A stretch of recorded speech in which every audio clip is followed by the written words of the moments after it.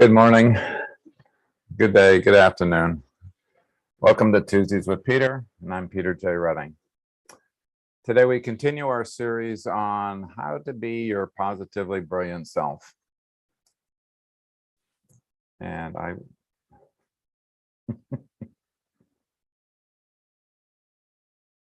got a reverb. Oh, Lordy. It's your YouTube, I think. Yeah. Okay, see if I can't delete that. I think we're good.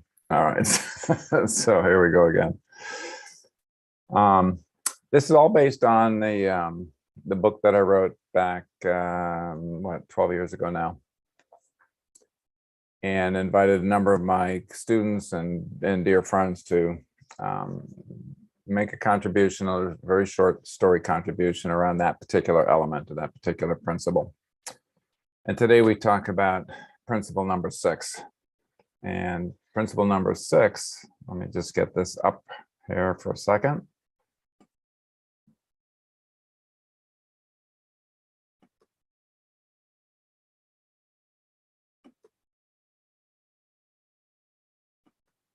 There we go.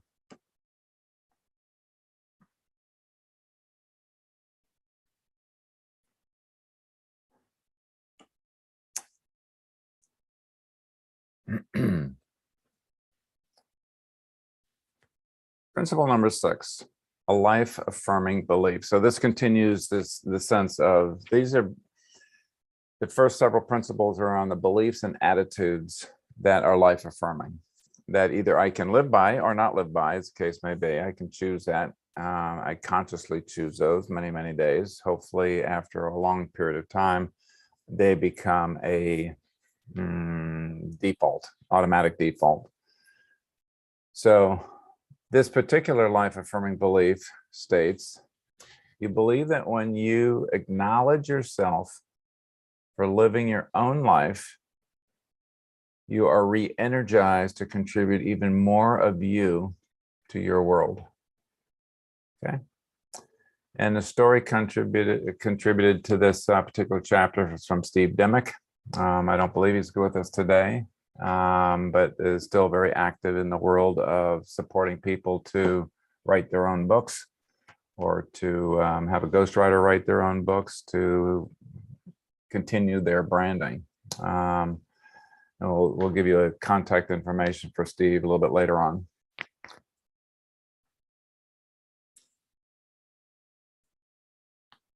The quote that I chose for this particular chapter is, nothing splendid has ever been achieved except by those who dared believe that something inside them was superior to circumstance.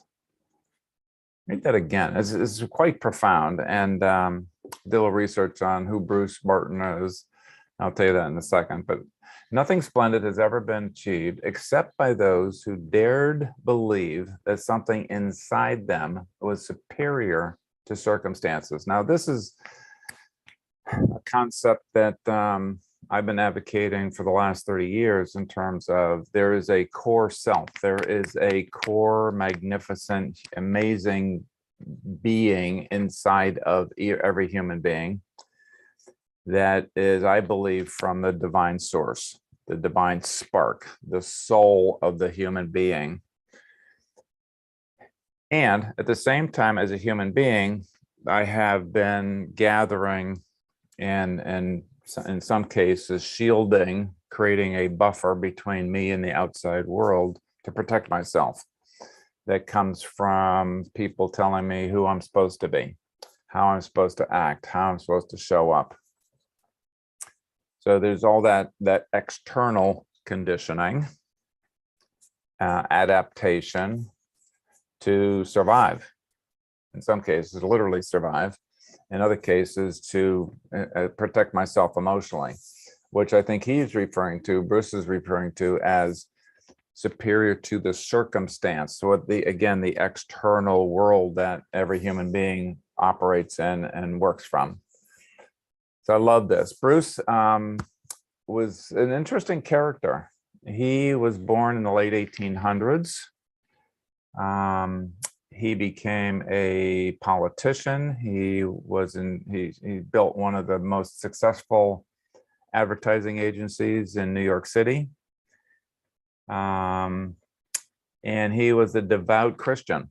So there's a mix of spirituality. There's a mix of authoring and writing and being a journalist, as well as being a businessman, and had profound impact. He wrote a book called The Man You Never Knew.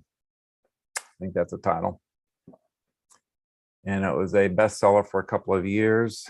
And he sold 750,000 copies of that in like 1922 or something, which is a lot of copies in 1922. And so he combined that sense of spirituality with the sense of the inner fortitude of the human being. So I love this quote. Thank you, Bruce. Thank you, Bruce. So I'm going to give you a few of the excerpts out of the book, and then we'll open it up to conversation before I read Steve's story. But this is word for word that comes out of the book. The chapters are little tiny chapters, maybe 5-6 pages long, total thing. So I'm giving you a portion of that today. So this is what I wrote back in 2008. To acknowledge myself for living my own life, several factors have to be in place. One, I had to first know my authentic self. Number two, I aligned a life choice with my authentic self.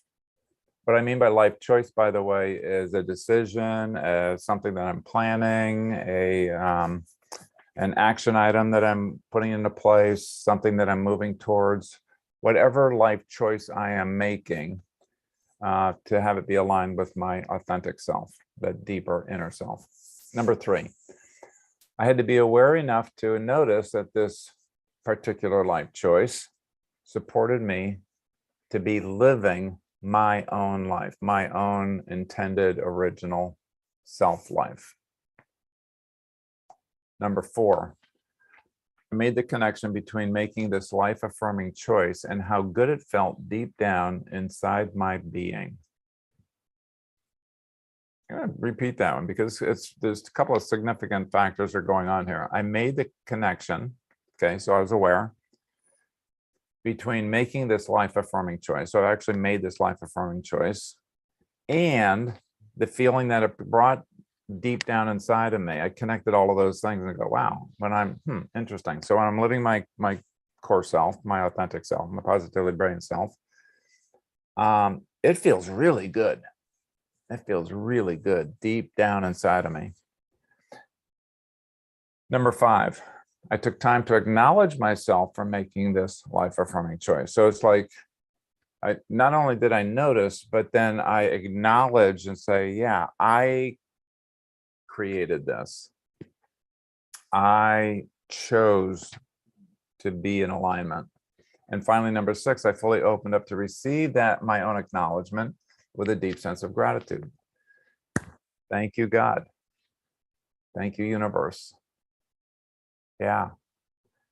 And so with those six awarenesses, if you will, there was a sense of awareness, consciousness, choice, free will, that I choose, or better yet, when I choose to live in alignment with who I was created to be, life is pretty sweet. Now, it doesn't mean that I didn't have angst. It doesn't mean that I didn't have challenges or issues along the way. It didn't mean that I had other outside people naysaying and saying, what the hell are you doing, Peter? All right. Yeah, I still live in that world of people that don't understand who I am or what I'm up to. But that was okay. It became more and more okay. All right, so let's move on. What else did I write? There are two great benefits once you have the competence to accomplish all 6 steps and can consciously repeat this process. So it's not, unfortunately, it's not just a one-time thing. It's like, whoo, Got that one down. Let's move on to something else. No, it's lifelong. Yeah, it continues to be in that consciousness, that choice making.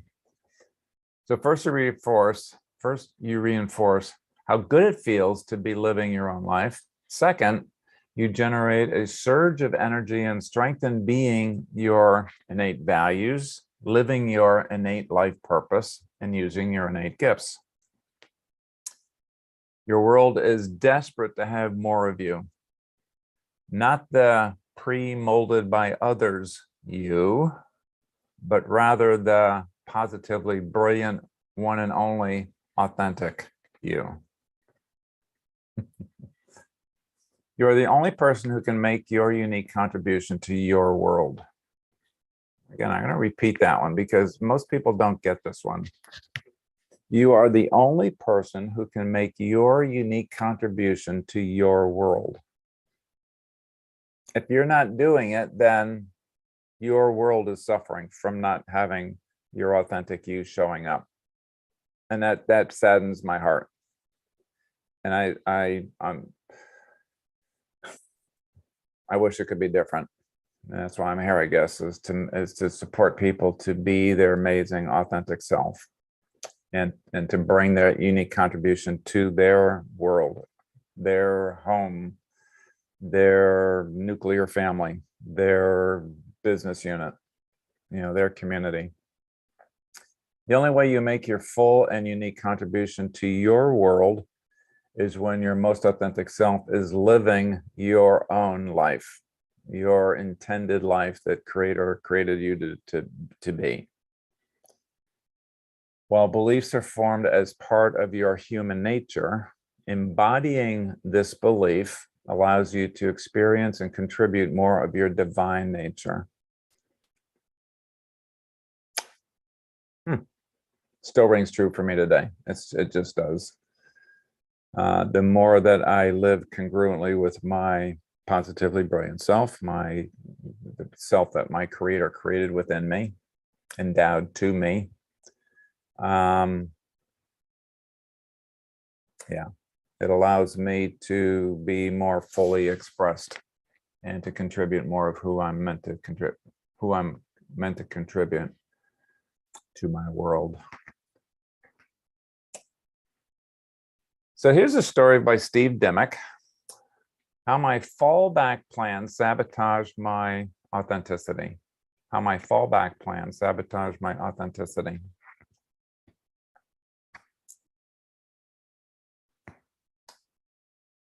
One of these days, I'm going to start doing what I really want to do. But first I need to make some money. An unfamiliar theme in my earlier life. This is what I told myself for nearly 2 years. The problem was I wasn't making any money. I was stressed out and I didn't feel authentic at all.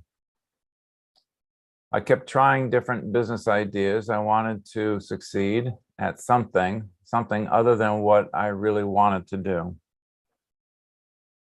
I thought that earning money at something else first would alleviate the pressure of succeeding at what my heart yearned to do. By keeping my desired contribution to the world as my backup plan, I kept myself in a state of continual struggle. On the verge of financial collapse, I was finally forced to acknowledge my deep felt desires and recognize my full authentic self. I realized the fear of success was keeping my positively brilliant contribution forever as my backup plan. I started sharing my values of service and clarity to help others express their passions. I became conscious of my innate ability to help others expand their visions even more. I am energized by my own unique and authentic self to contribute to the success of other passionate entrepreneurs in the pursuit of their visions. I am now actively engaged in helping service-based entrepreneurs go from passions to profit, while at the same time living my life purpose of teaching, mentoring, and guiding others to their life's journey, on their life's journey. Now that I am expressing my authentic self every day, I am experiencing a vitality and energy I have never known before. By acknowledging my positively brilliant self, I am living a life of fulfillment and authenticity.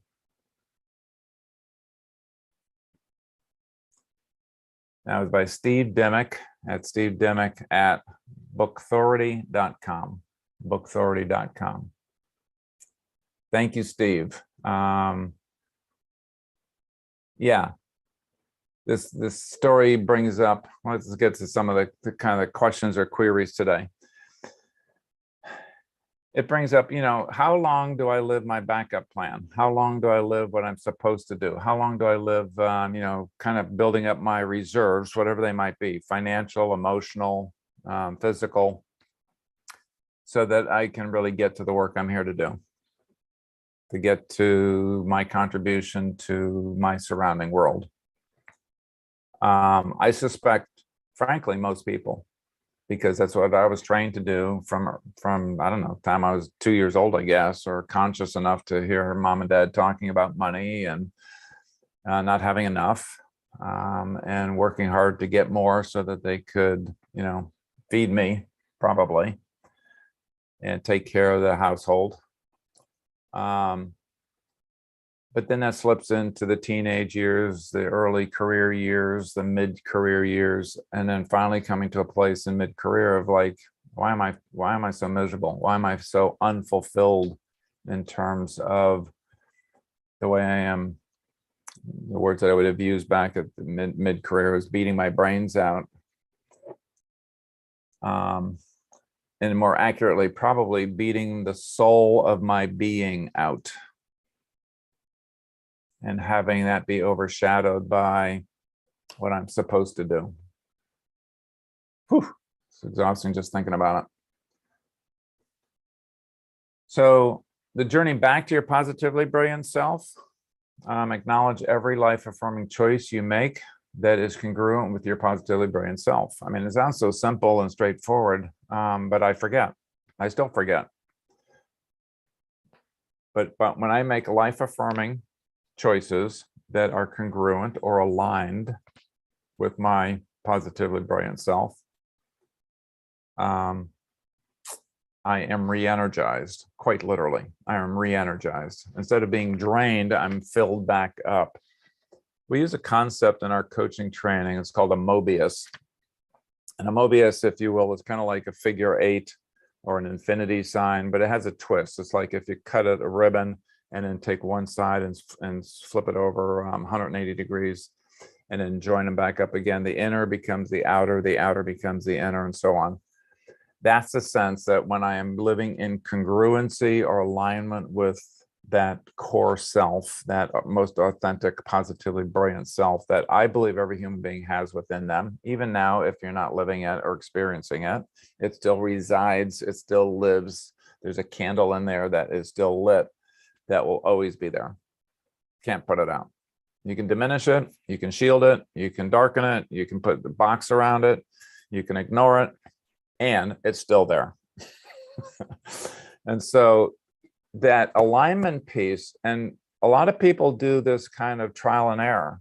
Some people kind of do something and it's like, wow, that felt really good. But they haven't figured out that they are the ones that actually did that. It wasn't like, again, I say in our training, it's not the random number generator of the universe picking out the number, the lottery ticket for today and say, Peter, it's your day. So enjoy it, because tomorrow, maybe not. maybe it'll be Vivek's day, or maybe it'll be Kay's day. But no, it is a conscious choice that I can contribute to and align with. So that's number one. Number two is feel a surge of vitality and renewal to be even more of my positively brilliant self. So it's like a recharge. It's like, woohoo. Yeah, I'll sign up for more of that one. And it's conscious choice. Conscious choice. Am I aligning or not aligning? Am I aligning a little bit or not so much? Am I aligning 50% of the time and not the other 50% of the time? That I think is part of the human part of the deal, is my choice, my free will. I'm a human being. Yeah. I know that that's what I should be doing, and the should from a place of deep inner knowing. You know, my inner guidance is nudging, or not so much nudging, but kind of hitting me upside the head. Yep. Okay. You know what you ought to be doing here. But then I choose, nah, yeah, I think, I'll do this instead. And then of course it never works out. So that's my good ideas. I think what I wrote back 2008. It still works for me today. Every single word that I just read is great to me, reminding me, frankly, and hopefully you, about the veracity, the truth, and all of that. So let me come back to full screen here. And open up the conversation, or the reflections today of, what do you get out of that? What are you reminded of in Steve's story, or in this principle of remembering to align my life's choices with who I really am? And would love to hear some of your thoughts. What triggers for you? And we got several regulars in the room. I see Charles and Kay and Sunny. Welcome back, and Vivek. Who would like to comment on this? What gets triggered for you? What are you reminded of? Sunny. Yeah, Peter, thanks. One thing which really I like about was passion to profit. So it made a lot of sense. And this whole section I feel was as if it's like kind of what I am going through in life. But I think the key takeaway for me is that if I think I am able to do this for my clients, and that's why I was thinking it is so important for me to have a coach, because I forget for myself. Mm.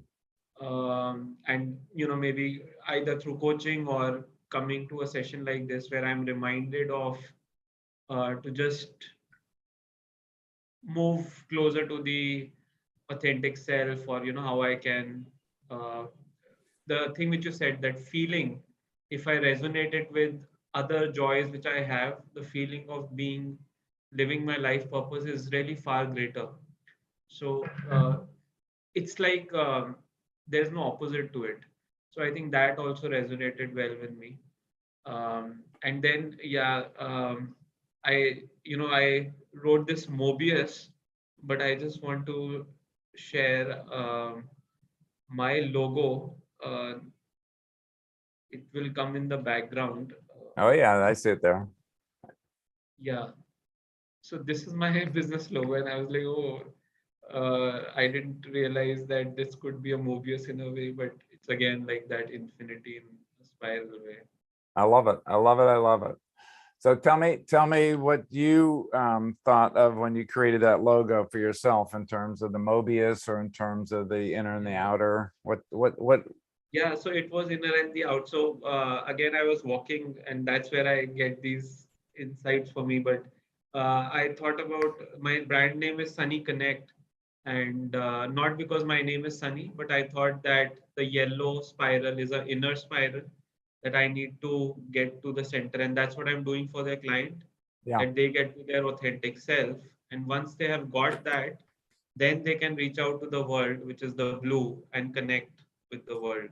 So if Yeah. you go to your own center, you can connect. So that's what I had thought, but I've written Mobius, and I was like, oh, it's interesting. Spectacular. Yeah, spectacular.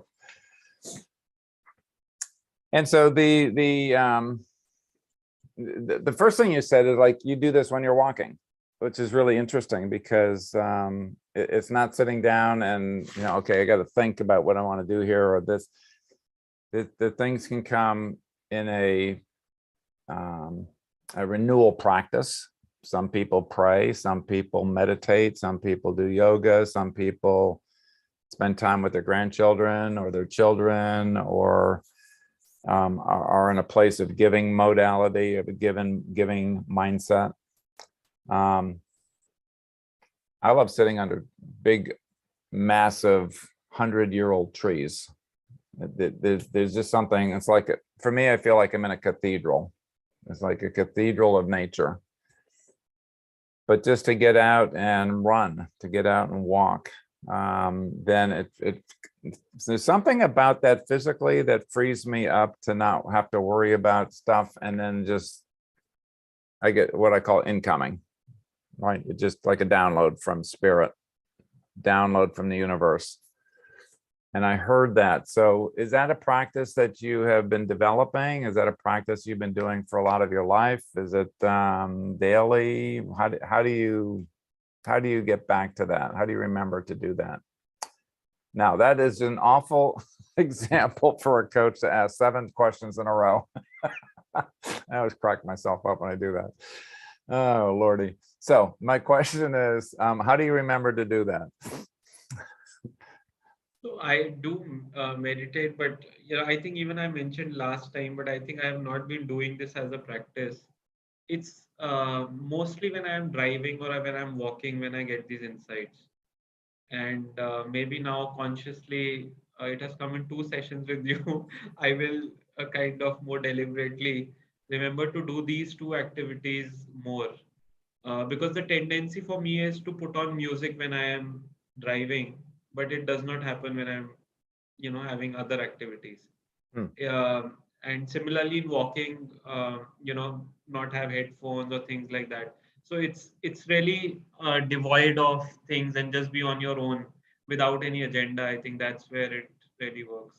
So I'm going to consciously try and do that. Interesting. Yeah. So there's no other distractions, no other incoming vibrations or what have you, but just being on your own. And then it sounds like it happens automatically almost when you're in that I'm going to call it the space of void, but it's not a void at all. It's more of a deeper connection with, whatever you believe in terms of that higher power, that source,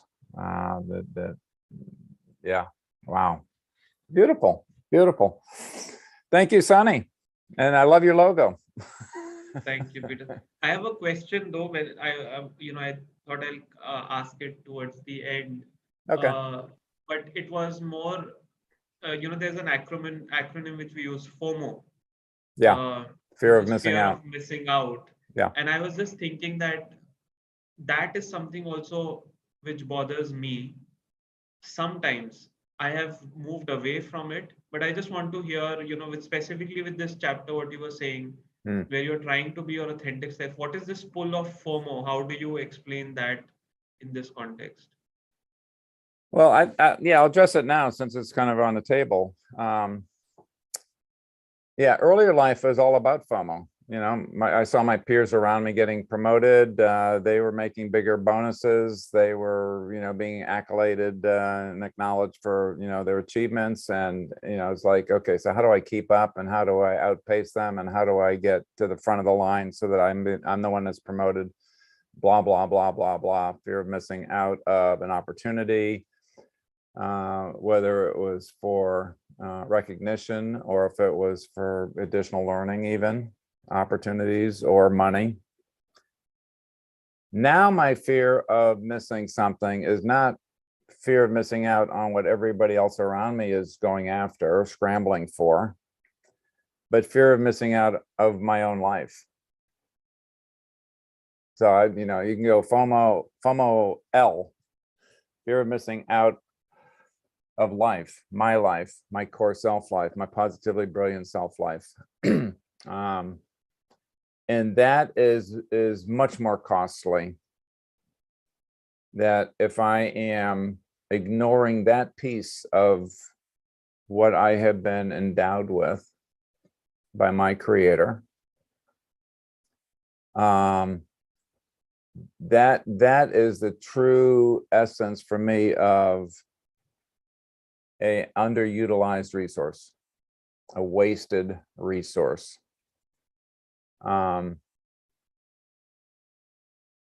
So that the shift is not from the outside world, which FOMO mostly refers to, right? I missed out. I should have invested into Amazon, when I first found out about it 20 years ago. Who the hell wants to invest into a bookseller online? What didn't even make sense to me, right? So much less of that regret and much more of the here and now. To what degree am I currently living my own life, the one that was designed for me by my creator, endowed to me right now, today, in my current environment, in my current week's activity, in my current activities in my business? That saddens me. I think it's also one of the reasons why I devote this kind of time and effort to a live broadcast, live streaming, live video streaming at this point in time in my life, because it's kind of like making up for lost time. For the first 37 years, I was oblivious, truly. I was only going after the outside accolades, the outside rewards. And I think FOMO is propagated by marketers. You don't want to miss out. You want to get the newest and shiny blank car, technology, computer, laptop, smart house, whatever the new gadget is. Oh my God, I didn't even know about that. And now, I don't have, the model 14 of the version that I'm working on, this old version 9. And it's like, wow, I gotta upgrade. So marketers are really spectacular at that, because now, the new model 14 has all of these new things that you can't live without. So again, the outside world continues to barrage me with what I should want, what will make my life more complete, which will make me happier. And that will continue, and it will become more and more ubiquitous. I can't turn my phone on now and not get advertisements or news flashes. So the re-engagement,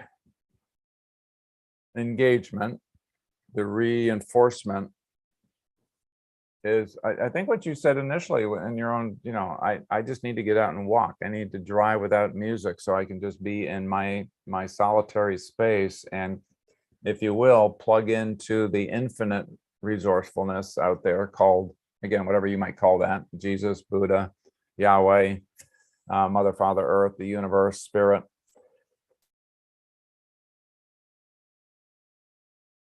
What if I had a universal USB connector to that? And maybe even a better question is, I already have that built into me, but am I using it? Or is it just dangling there unconnected while I get distracted by all the other shiny things in my life that other people are saying, oh, you have to have this in order to live the blank life. So my query back to you, Sunny, is how do you unplug from the FOMO barrage around you that's coming in to reconnect with what's deep down, the positively brilliant Sunny?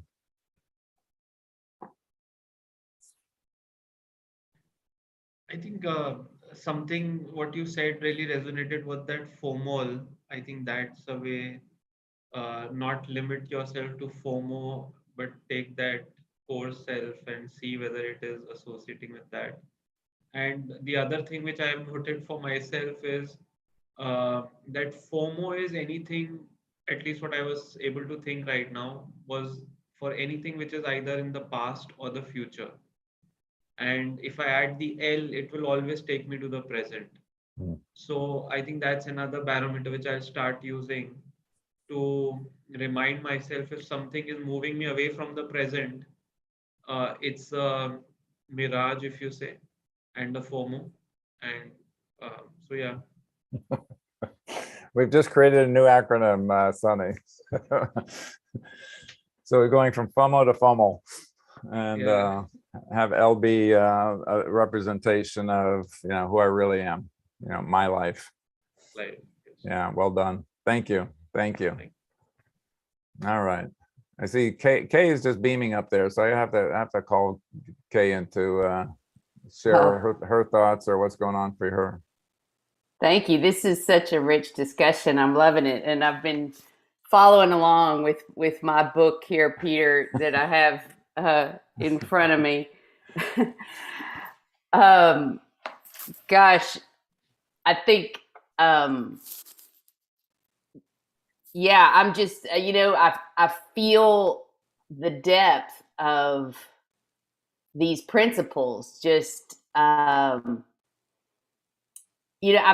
think we may have talked about this in Coach for Life, or I'm not sure, but the idea of growth being like a spiral, where I, I'm at a different point on that spiral than I was when you first wrote this book, but from this vantage point, I'm experiencing it in a new way. In what I'm going through right now in my life, and it just resonates. It's everything is just resonating so deeply with me in my life right now, and I mentioned in an earlier visit that we had that those outside, and this kind of applies to FOMO, those outside beliefs from the world that are so strong that we're picking up on in so many ways. Specific example that I talked about before, I'm still like in that process of growing in the way that I relate to myself and the beliefs from the world about our worth, and me as a woman getting that message really intensely in my family and in the South as a woman, that my value is based on my looks. And that message, I didn't realize how much that was still affecting me at this point in my life. I moved away from the South very intentionally, moved to the culture of the Northwest, that, we dress for the weather and to be out hiking and to be amongst the 100-year-old trees. I love nature. But those old beliefs and the FOMO that can happen as a result of that is like, oh, if I'm not the right size, or I don't look the right way, then I'm not legitimate, or I'm not valued, or whatever. And so that whole collection of beliefs I have been deconstructing once again and stepping out of. And today, when you're talking about, acknowledge every life affirming choice you make that is congruent with your core self, and really feel what that feels like. And that day to day is something, I have been doing, of, really acknowledging my value comes from within, from being a spiritual being, just innate value. And that the world's message of where that comes from, that got in at a really young age in me, taking that off is so freeing. And it's a process, and I'm in it, but I feel the difference, and it's powerful to really connect with that freedom. It's part of coming more into the present and being fully present now. So anyway, all of this is just really resonating with me on a lot of levels. I hear that. I hear that. And it's as you say, a continuing process. You know, I'm at a different stage of life. I'm at a different stage of my career. I'm at a different stage in terms of my body and what's happening with it from an aging process or you know, whatever process it's going through for all of us, each of us. Yeah. And recommitting myself to, again, what I now consider is what's real, as opposed to what's been absorbed for my survival, for my, you know, to get along. You know, how do I get along, and how do I get accepted within my circle of society or family? And I love the distinction of this work is in the moment. This is real time, not the past, not the future, but you know, it right now in my life, my stage of life, my stage of career, my stage of contribution. Am I being true to myself? And the core self hasn't changed. I don't believe the core self changes from the time that I was born to the time I die, and who knows afterwards in my next lifetime if there's reincarnation. I don't believe that. I think that's eternal. I do. I just do. What changes is who I'm supposed to be now, because society continues to define who I'm supposed to be now. It's all over. I get ARP, and then it's like, you know, okay, so now we have to worry about people trying to swindle me, and it's like, all right, so I don't need to read that. But it's a continuing barrage. You know, and people say, well, you moved to Florida, you're retiring. We hadn't even thought about that. I was like, what do you mean retiring? Oh yeah, that's right. People go to Florida. No, it's not that at all. We just like warm weather. So that continues, and my consciousness also needs to continue to, okay, thank you for your good opinion of how I'm supposed to be living my life now at this age. Most of that doesn't apply. Thank you very much. How can I be true to my core, my positively brilliant self? And to Sunny's point earlier of what's my methodology of doing that? So part of it is a mind game. Okay, so I'm no longer a Texas woman. I'm no longer need to worry about how I'm dressed today as I go out. You know, I can dress, you know, let's say, yeah, it's raining, so I'm going to wear my rain gear today. You know, it's warm today. I think maybe I'll put my shorts on and my sandals. But beyond that, then it's what's my routine?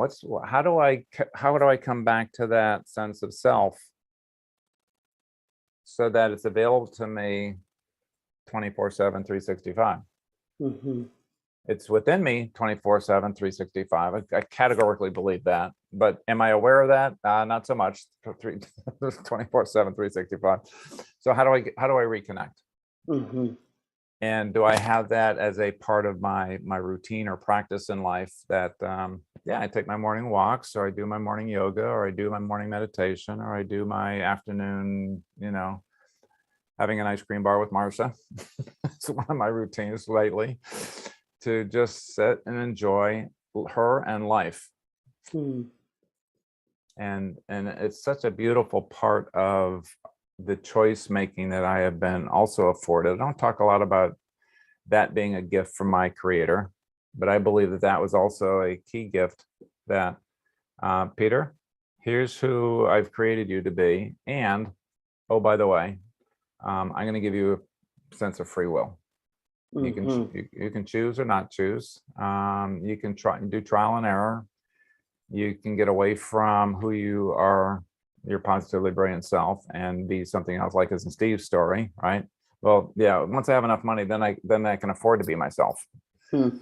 And everybody, I think, has that version of a story like that. You know, as soon as I get my PhD degree, then I'll be able to do what I really want to do. Or when I get my, you know, when I have 3 kids, or when I get my relationship, then I'll be able to do what I want to do. So there's a lot of, I think, pushing off or substituting, again, what society says Peter, you need a good job, you need a good education to get a good job, and you need to get, have to be a pleasant person so that people can get along with you, and you can't do this in public, and I mean all the programming. Whew, it's exhausting and weighty. So I love you, Kay. And you're perfect just the way you are, where you are, whatever you're doing. Thank you. All right. Let's see if Charles or Vivek wants to weigh in here. We've got about 15 minutes left. And what other things are coming up for you? Peter, Cello, yeah. yeah, Mike Lapalucio, I Yeah. think, Okay. shared from YouTube. It's on the chat box. On my chat box. All right. Let me pull up my chat box and see if I can read that. Okay, I see, Mike. I think it starts with self-awareness and knowing your true self. Yeah, again, I love that, true self. Knowing your mental, physical limitations. Thank you, Mike. Yeah. This is all about true self. And even the outside world tries to support the concept of here's who, if you're doing this, then that's your true self. But I don't believe that. I believe that true self comes from inside of me, inside of you, inside of every human being. And it's not defined by society. It's not defined by culture. It's not defined by the skin I have on my body. It's not defined by my sexuality. It's not defined by the external things that I have been put into physicality, if you will. My education. My true self is deeper down. And it was there at birth, maybe even before birth. The question that I had at midlife was, how do I access that? How do I define that? What are the components of that? Because I can read Shakespeare and, to be or not to be yourself, right? Basically. Or Oscar Wilde, be yourself, everybody else is taken. Yeah, but what's self? At 37, I had probably about 40 different selves that I was trying to live up to. I was living to, I'm the oldest of 5 kids self. I am a Caucasian self. I am an executive self. I am and so on and so forth, right? So all these selves, most of them from the external definitions of how I grew up, where I grew up, what kind of attitudes and beliefs did my parents receive from their parents, my grandparents and forefathers and foremothers, that again boil down to, little Peter that's 3 years old trying to survive in this new body, this new planet. And then finally have an awakening. Thank God, literally, thank you, God. To, oh, maybe there's something more than what I have been programmed to be, programmed to do. And so that's the work that I've done in CoreSELFtech. Those core components of the whole self, that the inner part of who I be. And I define it in 3 different ways. One is, what are your core values? Not the values that I've adopted from my parents, teachers, corporations, society, but what are my core values? The ones that were placed there by my creator. Second thing is natural strengths. My experience in working with clients and now thousands of coaching training students that have come to Coach for Life is that most of us don't know those things about ourselves. And so when we go through this process that is done in a short version through CoreSELFtech.com, go to that website, everybody, please, and bring it to your grandkids, bring it to your workplace, bring it to your community activity center. Any volunteer work that you do with youth or people that are struggling, it's just an incredible tool that, again, was downloaded, like Sunny was talking about, Monday to, for Marcia and I, that just came through and said, Here are three components that if an individual can bypass their linear programmed brain and conditioning and access the inner self, core values, core strengths, and life purpose that have been endowed into your body, into my body, into everybody's body, and access those things, and then live according to those things, and then come into congruency, the whole belief today of when I'm living congruently with those things, then life is fulfilling. Life is positively brilliant. So thank you for that. Yeah. And that's the big challenge, is to first of all, access that, articulate it, and then finally, and then the other part is actually remembering it, because I forget. And I teach this stuff. It's like, well, how do I remember that on a day-to-day, moment-by-moment basis? So thank you, Mike. Thank you, Mike. Okay. So thank you for that heads up, Cello. I appreciate that. Charles, what's on your mind? Well, it's been a very stimulating conversation. Thank you. I love Tuesdays with Peter and with Kay and with Vivek and Sonny. I honor and got value from all of it. And it really is a roller coaster ride, you know, deep gratitude and appreciation for decades of creating systems, procedures, reminders, images all around me, and then not just remembering them, but practicing them. A piece that made my soul sing a little bit more than any other. Every time you talk about 100-year-old oak trees, you get me. And I went back and changed my profile picture. When I lived in Stell, a little spiritually oriented intentional community, had neighbors move in who had been the last two people working with Bucky Fuller. And they designed swinging chairs. And I had a sweeping willow tree in my backyard. And I put this sweeping the tree in there, did most of my master's work in community economic development in that tree. It would swing and sway with the wind. I mean, it was just fabulous. And I wrote some of my most personally meaningful content sitting in that chair in two different spiritual communities. So, and it's in my backyard again after 20 years moving back from California. Left it for my grandkids. But they're core values. I mean, I realize as that you're talking, I left civil service 3 times because the emergency need that I've been called to be a part of, tornado, natural disaster, man-made disaster, was over, and it was back just to the waiting to retire. So no, you know. And so Mama used to say, "What the hell are you doing?" She wouldn't say hell, but you know, like, you know. So I've always resonated to there being a divine entity expressing within, through, and as me. And as I learned of you and kept meeting Coach for Life graduates in San Diego County, just said, "Damn, gotta figure out what this guy's about and what he's teaching." So I come here every Tuesday. Sometimes I'm reminded what a good job I'm doing. Other times I'm reminded, holy crap, I need to do a little more work. So thanks for the opportunity. Always entertaining and always a great reflection, Charles. Thank you for that. And thank you. And on behalf of the universe, thank you for all the work that most people don't know you do or did do that made their life easier to get through, national crises or regional crises. And God bless you, man. Crisis. All right.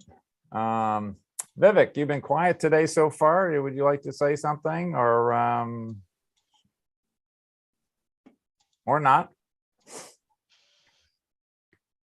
Well, something's better said than not, maybe. So. Lots of things, actually. Yeah. But two things, which, I mean, besides of this fantastic conversation, and the two things that got me right at the beginning were one is that, this year or this, I've increased the time spent on delivering coaching. And so I find with that these Tuesday sessions are absolutely necessary, because there's so many things that we supposedly know and have mastered in, but it's not that they get forgotten, but they need, maybe those seeds need to be watered, and I feel that these sessions do it. So thank you for this. It's really, really, really important. The second thing was that about the world and us, and the world teaches us to deploy ourselves in the ways that the world thinks is best. And that always, most always, means activity. As I've seen, it talks about activity, that you do this, and but when you're doing your core,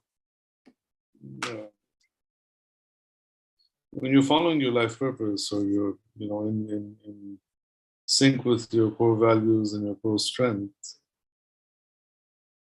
I find that the work actually becomes silent. And it's so different from all the other work that one has done earlier, which generated thought and activity and, excitement even. It gave, those flashes of success, something gets completed and there's a win, there's another feather in your cap.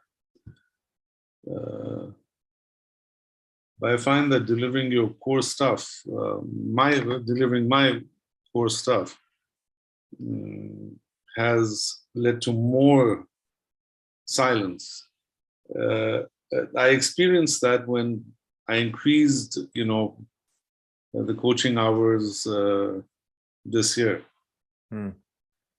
And that feeling of silence is almost driven me to allow a few more hours of coaching into my schedule, because I guard my own time, like a good lion should. I guard I guard that really well, and but I find that accepting to have a few more sessions with people is bringing me more silence.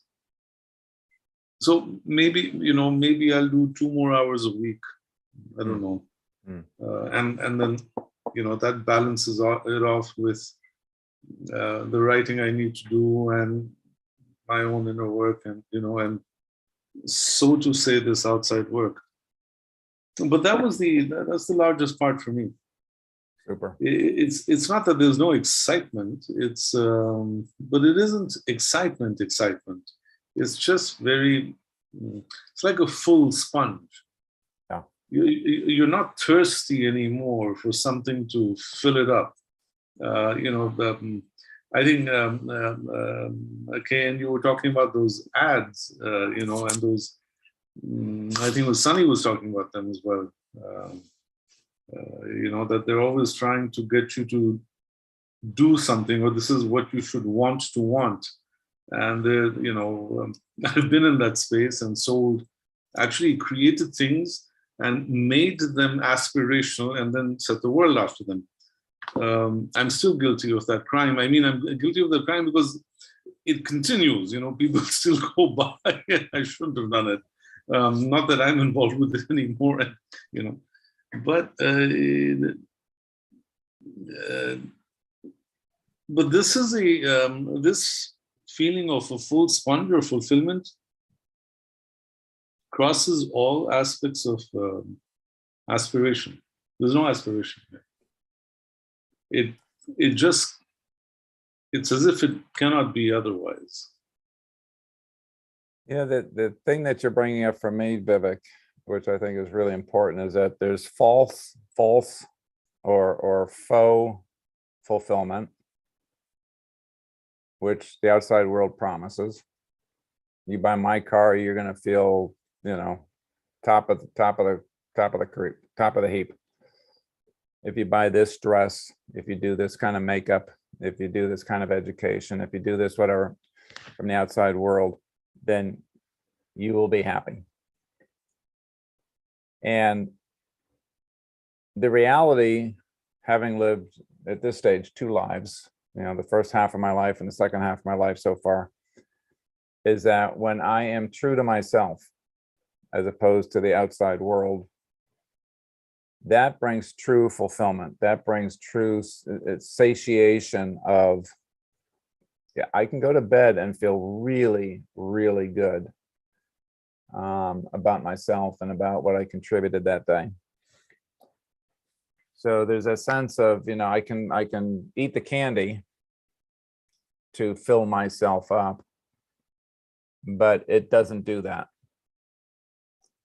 If I am true to myself, the way that all of you have been talking about today in this session, then there is a true satiation of, yes, I used my talents, I used my values, I was living in according to and contributing my life purpose in a way that I was designed by my creator to do.